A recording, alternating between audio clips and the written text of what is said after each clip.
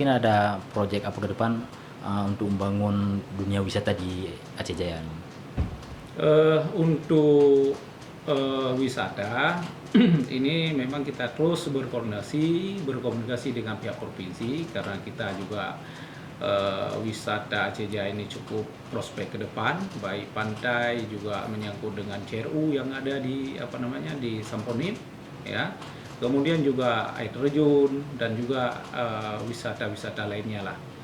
Tentu ini yang kita harapkan ada dorongan terutama dari pihak provinsi, dan ini sudah ada respon dari pihak provinsi, terutama wisata daerah Pulau Keluang, ya, kemudian daerah Brute, dan tahun ini dibuat SID lah, semacam DD.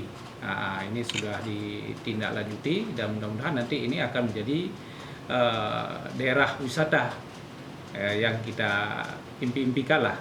Nah, di samping memang ada beberapa objek baik CRU, kemudian juga daerah mangrove yang kita harapkan nanti ada penangkalan buaya yang selama ini ada masalah mungkin ya, dan ini juga nanti ada Pulau Rusam dan juga ada taman bunga kita Celosia. Nah, ini juga yang kita harapkan ke depan itu menjadi objek-objek wisata kita. Ya.